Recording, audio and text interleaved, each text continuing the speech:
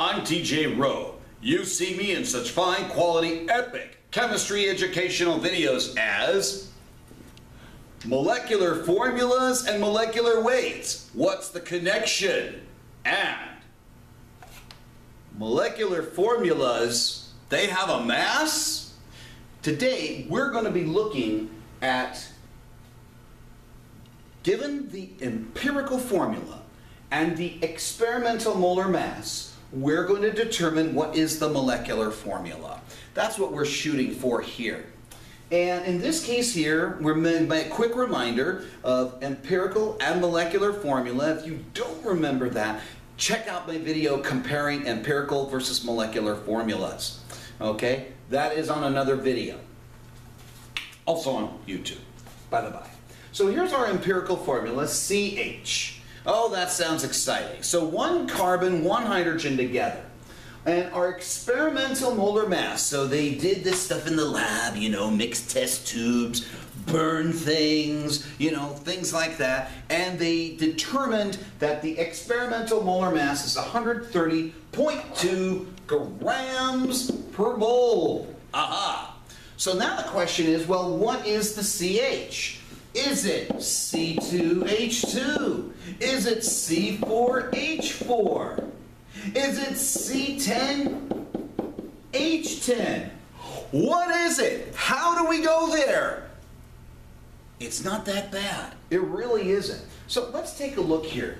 The first thing we want to do is look at how many grams per mole is there in CH. Okay? So if C is 12.01 grams per mole from our periodic table, and H is 1.01 grams per mole from the periodic table, we should be able to add that up, and we get 13.02 grams per mole. So this is what we have here, 13.02. Now, what was the experimental that they gave us? They gave this to at the beginning, 130.2. So that means that 13.02 multiplied by some factor x is equal to 130.2 grams per mole, grams per mole. So in other words, there's a ratio that's there. And when you look at that, we can go ahead and say x is equal to 130.2 over 13.02. We're just going through the steps of the algebra, so x equals 10. Yay! But what does that mean? Well, hey, I got 10 fingers on my hands. But we're almost done with the problem because the question comes down to, here was our empirical formula was CH. Now we're assuming that they have one each, okay? We have a factor of 10. This is the factor, so that means it would be C 1 times 10 and H 1 times 10. And guess what our final molecular formula is going to be? Squeak! C10 H10. That's it. That's all that you have. We just go through, given our empirical formula, given our experimental molar mass that they typically will give you, they're asking you what is the molecular formula. We gave some possibilities of molecular formulas, but in order to get there, we needed to figure out how many grams per mole there is in CH, which we got these numbers from the periodic chart. Okay. Once we figured that, we figured out the grams per mole for CH times some factor is going to equal our experimental. We worked through that. We found that it's got 10, so that would mean that we would need to multiply whatever is down here by 10. So in this case, it's C1H1 multiplied by 10. We got C10H10. That is our final answer. Ooh, yeah. Absolutely. Okay, let's move on. Next problem. here we have got carbon, 2 hydrogens, and an oxygen. That is our formaldehyde formula. That is, in fact, our empirical.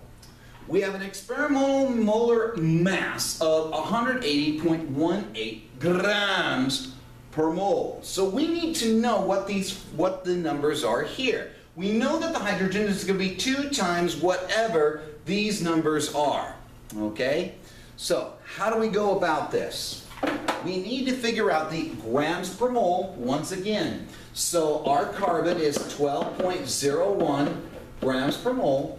Our hydrogen is 1.01 grams per mole. And our oxygen is 16.00 grams per mole. So this is what we have. Oh, and we've got 2 hydrogens, right? So we're going to need another hydrogen in there. So now we take into account everything. So now we add that up. Okay? And by adding that up, what do we end up getting? Well, we end up getting 30.03 grams per mole.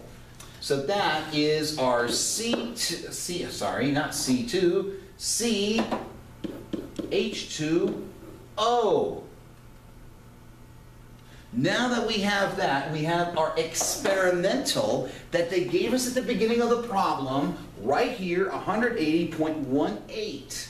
So, oops, 30.03 times X is equal to 180.18. And of course, this is grams per mole. Going through the algebra, we can go ahead and say, all right, X is equal to 180.18 over 30.03. And X will equal 6. So that means we're going to have to multiply our factors by 6, because that's the ratio. Our experimental is 6 times what our empirical is.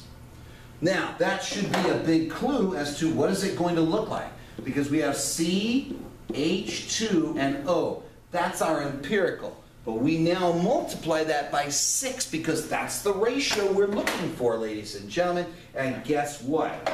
We now have C6, H12, O6. That is our molecular formula. Here is our empirical, smallest numbers. Here is our molecular formula, which happens to be glucose. Hey, I hope this helped you guys out, both in regular chem and honors chem. TJ Rowe, you are not getting any royalties out of this. I have used everybody's names almost at this point. So now I'm starting to tap some other video celebrities out there. All right, this is TJ Rowe, signing off. Have a good one.